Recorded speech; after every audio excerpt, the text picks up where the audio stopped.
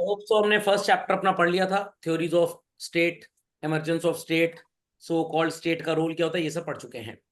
The next that we are on to in the sequence children is forms and organs of the government. तो इस chapter में आप तीन बातों पे खास जिक्र करेंगे. Introduction to the organs of government, तीन होते हैं बेसिकली, सबको पता है, executive, judiciary and legislature. Second भाई, किस किस तरह की गवर्नमेंट होती है, monarchy, aristocracy, dictatorship and democracy. और ये जिन तीन ऑर्गन्स की हम बात कर रहे हैं, एक्चुअली ये काम क्या करते हैं. ये तो नहीं कि सिर्फ इनको स्टैंप की तरह हमने बना दिया.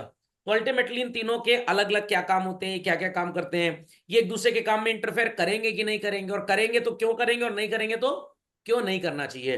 तो ऑल दीज थिंग्स आप यहाँ पे पढ़ेंगे बेसिकली. ओके, तो चलो.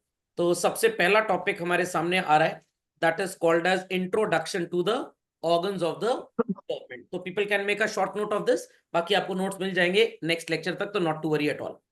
तो भाई ये बात सबको बहुत क्लियरली समझ में आ गई थी कि सबसे इंपॉर्टेंट एलिमेंट अगर हम बात करें स्टेट का कौन सा होता है, तो दैट इज गवर्नमेंट. सर बाकी क्यों नहीं इंपॉर्टेंट होते हैं भाई? टेरिटरी तो जमीन है, पहाड़ है, ईटा पत्थर है, तो टेरिटरी की क्या इंपॉर्टेंस है, वो तो हमारा एरिया डिफाइन करता है कि हम कहां तक हाथ पैर मार सकते हैं. पॉपुलेशन की यहां तक बात है, दो तरह की होंगी, या तो हमको इतनी बात माननी पड़ेगी या तो ये सो कॉल्ड अपने राइट्स हमारे थ्रू कंट्रोल करवा लेंगे. Is that clear? तो सबसे इंपॉर्टेंट एलिमेंट जो स्टेट का है out of the four, it is government basically. तो गवर्नमेंट का मतलब क्या होता है? As I said, it is a set of institutions that exercises the control through legal devices. Sir ये लीगल डिवाइसेस कौन सी होती हैं भाई? लीगल डिवाइसेस में आप सो कॉल्ड बोलेंगे लॉज आर देयर, लॉस से भी बड़ा है हमारा constitution, and thereafter the machinery that we have, चाहे आप पुलिस की बात करें या एट द टॉप आप प्रेसिडेंट, वाइस प्रेसिडेंट, किसी की भी बात करें, they all are called as legal devices. और अगर आप कुछ भी गड़बड़ करेंगे, if you happen to break the law, sir ये कौन सी ब्रेक की स्पेलिंग होती है? ये कानूनी स्पेलिंग होती है ब्रीच. ब्रीच का मतलब ब्रेकअप होता है बेसिकली. अब ब्रेकअप में मैं आपको कैचअप सॉन्ग नहीं सुनाऊंगा. ओके, तो अगर आप लाल बत्ती क्रॉस करते हैं, या सो कॉल्ड कोर्ट में आप एक क्लाइंट हैं, जज साहब को आपने एक झापड़ मार दिया, तो भाई आपने कानून तोड़ा है, और इसके लिए आपके ऊपर इंपोज होगी पेनल्टी. टैक्स का अमाउंट टाइम पे आपने नहीं भरा, आपने इलेक्ट्रिक बिल में कोई हेरा फेरी कर दी है, वाटर टैक्स आपने टाइम पे नहीं भरा, कोई भी कानून अगर हम तोड़ेंगे तो ऑब्वियस सी बात है कानून हमारे ऊपर पेनल्टी इंपोज करेगा for the wrong that we have done basically. इतनी बात सबको समझ में आ गई? तो इस गवर्नमेंट को प्रैक्टिकली फंक्शन करने के लिए अपनी हरकतों को मल्टीपल पार्ट्स में बांटना पड़ेगा, और उन्हीं पार्ट्स को हम क्या बोलते हैं? ऑर्गन्स. तो लाइक ह्यूमन बॉडी के लिए अगर हम बात करें, तो सबसे पहले human body constitutes of what children? Skeleton. अगर स्केलेटन ही नहीं होगा तो क्या शरीर होगा? तो practically skeleton can be called as a state as such. उसके अंदर सो कॉल्ड आपको लंग्स भी मिलेंगी, आर्टरीज मिलेंगी, आपको अलग अलग ह्यूमन बॉडी के ऑर्गन भी मिलेंगे, हार्ट मिलेगा, किडनी मिलेगी, ब्रेन मिलेगा, और ना जाने कितने होते हैं. Is that clear? तो एक भी ऑर्गन अगर गड़बड़ा गया बच्चों, will the human body be able to work properly? No. Dhairya ji, इष्टा जी, गर्भ जी, क्या ह्यूमन बॉडी ठीक से काम करेगी अगर एक भी ऑर्गन गड़बड़ा गया तो? No sir. ठीक से काम नहीं करेगी. तो वैसे ही गवर्नमेंट को भी ठीक से काम तभी करना पड़ेगा, और गवर्नमेंट तभी काम कर पाएगी जब सारे ऑर्गन ठीक से काम करें. तो भाई गवर्नमेंट बनाने के लिए मिनिमम रिक्वायरमेंट क्या होनी चाहिए सर? एक आदमी होना चाहिए जो सफेद रंग का कुर्ता पैजामा पहने और पान खा के अपने कुर्ते पे थूक दे. अरे वो नेता होते हैं, हम गवर्नमेंट की बात कर रहे हैं. तो गवर्नमेंट फॉर्म करने के लिए तीन बातों का होना बहुत जरूरी है. There should be a legislative, जो कानून बनाने का काम करेगा, और हमारे देश में कानून बनाने का काम कौन करता है भाई? पार्लियामेंट करता है. Is that clear? Thereafter उस कानून को आपके लोगों के ऊपर लागू कराने का काम किसका होगा? एग्जीक्यूटिव का. कंप्यूटर आपने पढ़ा होगा बच्चों, कोई भी सॉफ्टवेयर तब सही काम करता है जब सारी की सारी कोडिंग और सारी फाइल्स ठीक से काम करती हैं. इनको बोलते हैं .dll, डायनेमिक लॉग लिंक. और जब आप वो बटन दबाते हैं और कोई काम हो जाता है कंप्यूटर में, तो इसको बोलते हैं EXE file. What? EXE file. तो अगर मैंने कोई सॉफ्टवेयर बनाया और उसमें मैंने 5000 लाइंस की कोडिंग वगैरह प्रोग्रामिंग कर दी, लास्ट में जो फाइल प्रेस करने पे वो सॉफ्टवेयर काम करेगा, दैट विल बी .exe. और अगर EXE फाइल आपने उड़ा दी तो आपका कंप्यूटर में वो प्रोग्राम काम करेगा ही नहीं। तो एक्चुअली लेजिस्लेटिव का काम .dll की तरह है, ढेर सारे कानून बना के देश को बांध के रखना है। एग्जीक्यूटिव का काम कंप्यूटर की EXE फाइल की तरह होता है, अगर ये मिट गई, ये डिलीट हो गई तो सॉफ्टवेयर काम नहीं करेगा।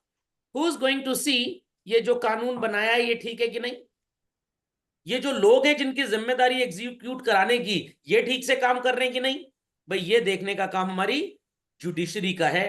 दैट इज सेंट्रल लेवल की बात करें तो हाई कोर्ट और उससे ऊपर सुप्रीम कोर्ट, स्टेट की बात करें तो district court and lower court. तो अगर मैं घर में दादाजी को मोस्ट सीनियर ना बोलूं, पापा को सेकंड सीनियर ना बोलूं, तो आपस में क्लैश ऑफ क्लैंस होता रहेगा, लड़ाई झगड़ा होता रहेगा। तो वैसे ही बच्चों यहां पे भी हमने तीनों की पार्ट्स को अलग अलग कर दिया है। तो लेजिस्लेटिव का काम है भैया तुम कानून बनाओ, एग्जीक्यूटिव का काम है कि तुम देखो कि जो कानून के पालक हैं, जो पालन करवाना चाह रहे हैं, वो सही से अपना काम कर रहे हैं या नहीं कर रहे हैं। और अगर कानून में कोई गड़बड़ी नजर आ रही है, या जिन लोगों को जिम्मेदारी दी गई कि भाई इस कानून को देश में लागू करवाइए, उनके काम में कोई गड़बड़ी नजर आ रही है, तो कौन ऊपर डंडा बरसाएगा? Judiciary. Got it clear? Any court could be there, constitution related मामला है तो सुप्रीम कोर्ट में जाएगा, वर्सेस सम स्टेट गवर्नमेंट वगैरह है तो हाई कोर्ट में चला जाएगा, और वो सास बहू के, मोहल्ले के कुत्ते बिल्ली वाले जो सिविलियंस के झगड़े होते हैं, वो सब डिस्ट्रिक्ट कोर्ट, लोअर कोर्ट वगैरह, सिविल कोर्ट यहाँ पे चले जाते हैं। और अल्टीमेटली बच्चों चैप्टर जब पूरा खत्म होगा ना, तो आखिरी में आप समझ जाएंगे कि सबसे ऊपर हमेशा जुडिशरी आएगी, क्योंकि ये तो भैया 5-6 साल के मेहमान हैं। कहीं सरकार बीच में चली गई तो 5 साल में पहले ही निपट जाएंगे। लेजिस्लेटिव कानून तो बना दिया, भाई उसको चेंज करने के लिए ऑर्डर कौन करेगा? जज साहब भी ऑर्डर करेंगे कि भाई कानून में गड़बड़ी नजर आ रही है, इसको ठीक करो जरा। जैसे एक छोटा सा एग्जाम्पल देता हूं, हमारे देश में वोट देने की उम्र कितनी है चिल्ड्रन? 18 ईयर्स। लड़कियों के लिए शादी करने की एज कितनी है? 18 ईयर्स। और लड़कों के लिए कितनी है? 21 ईयर्स। अब ये है शब्द थोड़ा गड़बड़ है, ये था हो जाना चाहिए। तो 21 साल की उम्र से पहले आप शादी नहीं कर सकते, बट आप वोट 18 साल में दे सकते हैं। बात समझ में आ गई? देश संभालना आसान है, बीवी संभालना आसान नहीं है। तो जब गर्ल्स के लिए एज ऑफ मैरिज हमारे कानून ने 18 साल फिक्स की थी और बॉयज के लिए 21 साल, तो प्रॉब्लम क्या आई? प्रॉब्लम यह है कि गांव वगैरह में जो कम पढ़े लिखे पेरेंट्स होते थे, वो सोचते थे लड़की तो बोझ है, और लड़की जब सैंडल उठा कायदे से मारती तो समझ में आता था कौन बोझ है। तो लड़कियों की शादियां लोग बहुत जल्दी कर देते थे। इससे प्रॉब्लम क्या आती थी भाई, उनकी एजुकेशन कंप्लीट नहीं हो पाती थी, और आगे वो अपनी सो कॉल्ड जनरेशन को ठीक से पढ़ा लिखा भी नहीं पाते थे। तो ultimately it was thought, Modi ji ने सोचा भाई ये कानून गलत है, इसको सोसाइटी के डेवलपमेंट के हिसाब से चेंज करना चाहिए। तो उन्होंने एक एप्लीकेशन फाइल करवाई जिसको बोलते हैं PIL, पब्लिक इंटरेस्ट लिटिगेशन। वो सो कॉल्ड कोर्ट का एक प्रोसीजर जो ऐसे लोगों को भी राइट्स लेने के लिए एम्पावर करता है जो लोग सो कॉल्ड बहुत महंगे प्रोसेस से कोर्ट में नहीं जा पाते। तो आप PIL फाइल कर दीजिए, सस्ता सुंदर टिकाऊ तरीका है अपनी बात को कानून तक पहुंचाने का। तो गवर्नमेंट ने भी बेचारा, जिन लोगों ने कानून बनाया था उन्होंने सो कॉल्ड डिस्कशन किया और पता लगा हाँ भाई बात तो ठीक हो रही है कि भाई इतनी कम उम्र में ये शादी की उम्र एकदम गड़बड़ है। तो गर्ल्स के लिए भी अब एज ऑफ मैरिज क्या हो गई है? 21 ईयर्स। तो मोहल्ले में बच्चों अगर किसी लड़की की शादी 18 साल में हो और आपको थोड़ा मजा लेना हो तो जाके थाने में कंप्लेन कर दीजिए और बढ़िया फिर शो देखिए, फ्री में एंटरटेनमेंट होगा आपका। तो now the rule is girl और boy the minimum age of marriage is 21 years. Is that clear? एक और कानून की बात करते हैं। अगर मेरे दादाजी मेरे को प्रॉपर्टी देना चाहते हैं और मेरी उम्र 8 साल है, तो ऑब्वियस सी बात है प्रॉपर्टी मेरे नाम पे तब तक नहीं आएगी जब तक मेरी उम्र, गलत जवाब।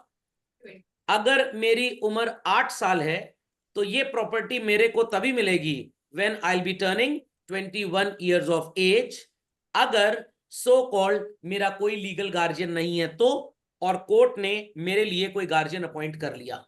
इन other cases the age of majority is 18 years.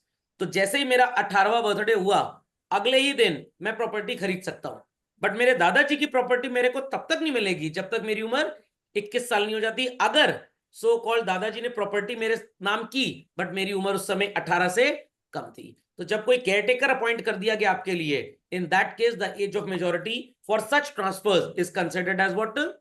21 years. Sir why not 18 19? माना जाता है कि अगर आप 8 साल 9 साल 10 साल 11 साल के थे, आप किसी के अंडर में आपकी परवरिश हो रही थी, वो बहला फुसला के 18 19 साल में प्रॉपर्टी अपने नाम करवा लेगा। तो कोर्ट कह रहा नहीं अभी थोड़े और बड़े हो जाओ, 21 साल जब उम्र हो जाएगी तब तुम उस पर्टिकुलर प्रॉपर्टी के लीगल ओनर बनोगे। उसके बाद तुम किसी को फ्री में दे दो, बेच दो, जो मन है वो कर दो। तो अल्टीमेटली बच्चों लेजिस्लेटिव के अंदर दखल अंदाजी ना एग्जीक्यूटिव देगा ना जुडिशरी। एग्जीक्यूटिव के काम में दखल अंदाजी ना लेजिस्लेटिव देगा ना जुडिशरी। जुडिशरी के काम में दखल अंदाजी ना ये देंगे ना ये देंगे। तो मतलब तीनों के काम अपने अपने अलग है। ये क्या फंक्शंस परफॉर्म करते हैं एंड ऑफ द चैप्टर में आपको यही पढ़ाया जाएगा। But many places it is seen कि अगर पार्लियामेंट में गड़बड़ कानून बन गया तो जुडिशरी वहां पे टांग मार देगा। अगर मोदी जी कुछ गड़बड़ कर रहे हैं या कोई भी स्टेट का चीफ मिनिस्टर कुछ गड़बड़ कर रहा है तो कोर्ट के पास पूरा राइट है इनकी बैंड बजाने का। तो कहते तो हैं कि तीनों पैरेलल हैं, तीनों के पार्ट्स अलग अलग हैं, बट बच्चों अल्टीमेटली जुडिशरी से बड़ा कुछ भी नहीं है। Elemental logic is clear. तो people understood the concept of separation of parts children. तो इसको यस सर। झटपट नोटिफाई कर लें वेरी क्विकली। तो ये पूरा कॉम्पनसेशन सबको क्लियर हो गया। तो अगर आपसे पूछा जाएगा what are the minimal requirements for forming the government out of the following, option A, option B, option C और डी में लिखा होगा ऑल ऑफ दीज, तो आपका जवाब क्या होगा? All of these basically. Got it clear? Separation of pass का मतलब भी समझ में आ गया।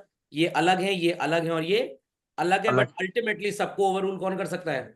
जुडिशरी। इज जुड़ी। That clear? तो इसीलिए हाई कोर्ट के जो जज साहब होते हैं उनकी एज फिक्स है, 62 साल में रिटायर होना है। सुप्रीम कोर्ट पहुंच गए तो 65 साल में रिटायर होना है, कुछ केसेस में 65 भी होती है। ये बेचारे 4-5 साल के मेहमान हैं और इनको तो एक कानून बनाना है, कानून बनने में इतना साल लग जाता है। समझ में आ गई बात बच्चों? चलिए।